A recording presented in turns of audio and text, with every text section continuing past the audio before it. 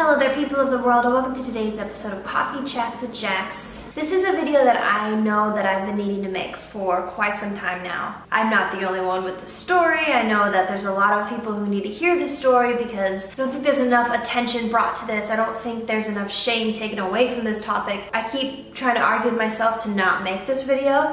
I'm even stalling right now by telling you this backstory, but I just can't get over the fact that there are people out there that need to hear this, and if I saw a video like this when I needed it, then maybe things would have been different. And that's the reason I make these videos anyway, is because I want to show you that you're not alone. You guys, I have struggled with eating disorders. That was easier to say than I thought. I've talked about it in a video before, like maybe 3.5 years ago. Like, it was a long time ago. I don't really remember what I said. I remember typing it out and being scared and like putting it out in the world and thinking that there needed to be like the moral at the end. I think I even put like a Bible verse at the end, which there's nothing wrong with that. But I don't remember feeling like I was letting people into where I was. I remember feeling like I needed people to see that there was a moral at the end of this. And that was the point. Sometimes there's not a moral at the end. And then I remember writing this portion for my book about my relationship with food and being insecure about my body. And I remember like writing it and then never looking at it and just trusting my editor that everything was cool, because I didn't want to look at it. I didn't want to associate myself with that because I carried a lot of shame from it.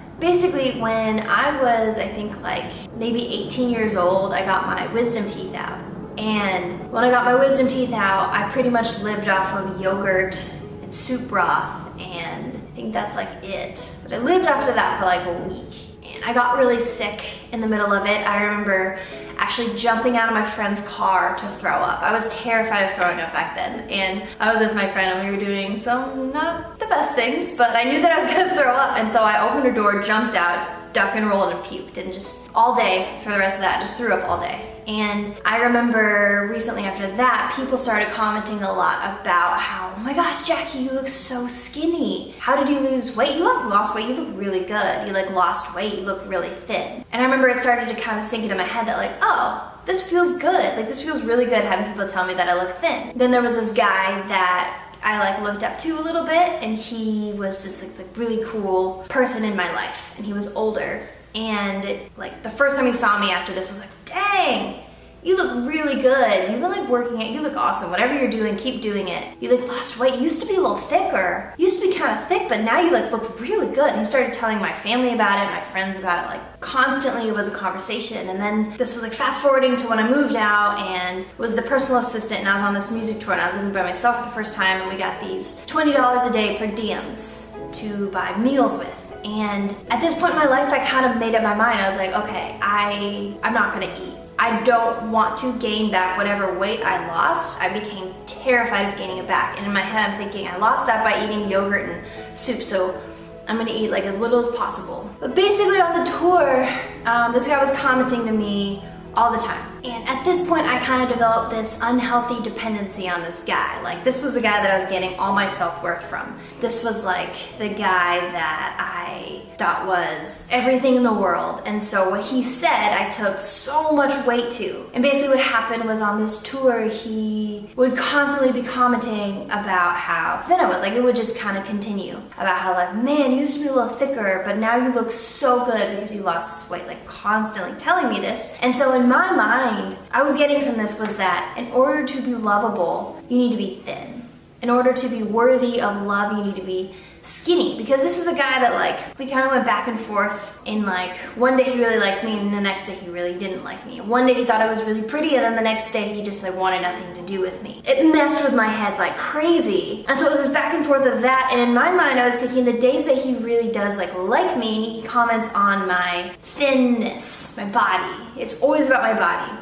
And he would talk about it all the time. And so in my mind it was, you're lovable if you're skinny. So I decided to like only ever eat 2 bites of anything. Like, I took my per diems and I told everyone that like, oh, I'm just saving my money, I'm gonna spend all this on clothes, and I became known as like, they called me 2 bites for short. And so I'd eat 2 bites of, or like one person's meal, and then I would live off of like bananas and peanut butter and fill myself up with this like really high fiber cereal. This is really embarrassing.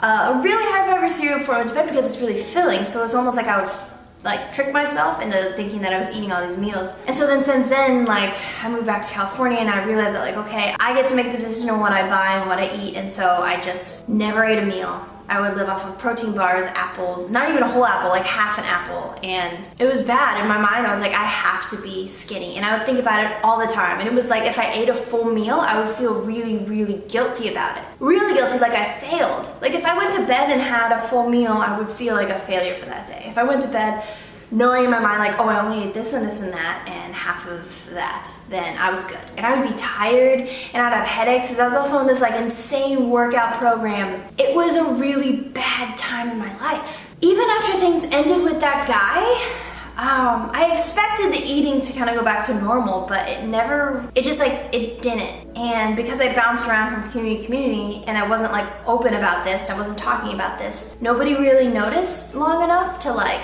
for me to make a change, for it to really matter. And so I kind of took what this guy told me as truth. To be thin is to be lovable. I took that in my mind and I ran with it. I was like, okay, well, that must be how all guys feel. Or that must be not even just guys, but like people, just people in general. And so you guys, last year, at the very end of last year, I kind of was at the end of myself. And I was struggling really, really bad with depression, actually, towards the end of last year. And I think I made a video about that. But if not, I'm gonna make another one about it because we need to talk about these things because I want to normalize this and I want to take shame away from you thinking that if you're the only person who feels that way, you're wrong. I'll be the person to raise my hand and be in it with you because I needed a video like this, and maybe they were out there, I'm sure they were, but I didn't see it. What this looks like in my life now is it goes in waves. I know the truth. I know that being thin doesn't mean being lovable. I know what's true in my head. But you guys know how sometimes like what's true in your head doesn't really translate to what's true in your heart and what you live out every day? That's what I'm kind of working on. I'm working on knowing that when you eat a meal, you're actually like taking care of your body. Food is meant to nourish you. And so I read these like food bloggers on Instagram that really are just about how food is, it's meant to be fuel for your body. And I'm trying to retrain my brain on like what the truth is about it because my relationship with food has just been weird. And I'm sure so many people has. And like, I didn't really come to terms with like the word eating disorder. I never would have said that a year ago, a month ago. I never would have said that a year ago, 2 years ago, or at the time. I thought that that was just normal. That just became what was normal to me. Like everyone else got to eat normal meals every day, but I didn't. I, for some reason, was the one exception that had to specifically have this and this and only this, and that was what made me okay. That was just a big lie. Big time lie. And so at the end of last year when I was dealing with my depression, I wasn't eating. Someone told me that it actually goes hand in hand. That like if you're not putting fuel into your body and if you're not taking care of yourself physically, then your mental health kind of gets tied up with it too. That if you're not eating, everything gets off balance in your body. 'Cause we're meant to eat. We were meant to eat food. Food is what's meant to fuel us and give us nutrition, and so much happens to you if you don't do that. Like not good stuff. Yeah, I feel like I am finally at a place where I'm kind of seeing the truth about it. And that all came from opening up and talking about this, because you guys, what I want to make clear in this video is that there's no shame in this. There's no shame in struggling with food, whatever like your story is, whatever your processes look like. You're not the only one that feels that way.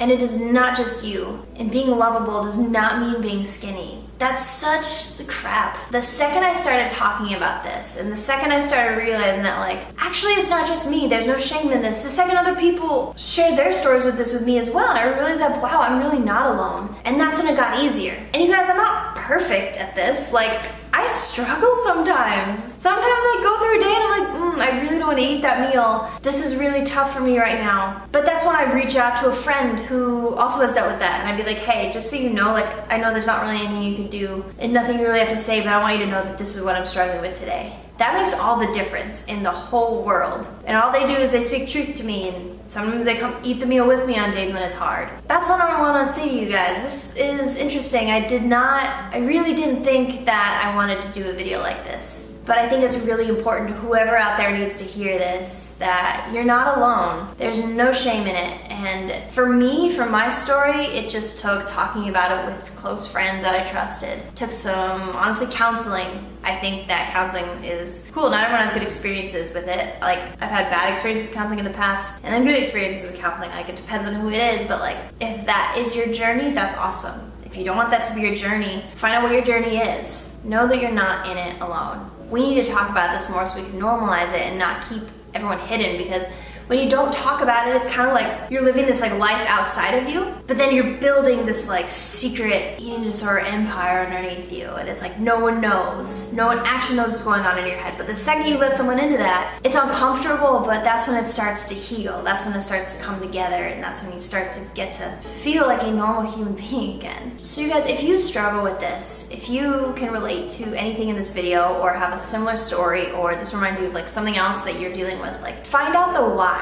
Like, what is it? Is it a control thing? Is it a depression thing? Is it a body image thing? Like, just find out why. And that's when you start to open doors as to like what truth you need to start living by in your head to know that you're okay. Whatever world this is, isn't what's true. And I will walk this out with you because that's what's helped me. Yeah, thanks for watching this video.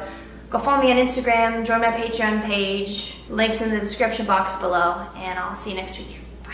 Real quick guys, before you leave, I want you to know that my book is for sale up on Amazon right now. There's also a free preview on Amazon of my book, Be Free. Link in the description box below. You can also join my Patreon page. That's where you can get involved in what I'm doing and get more behind the scenes look at everything, get more exclusive updates. You get to read the first few pages of my new book, Finding Home, on Patreon, and help us support a kid from Compassion International named Emmanuel. You can do that for like as little as $1 a month. Link in the description box below.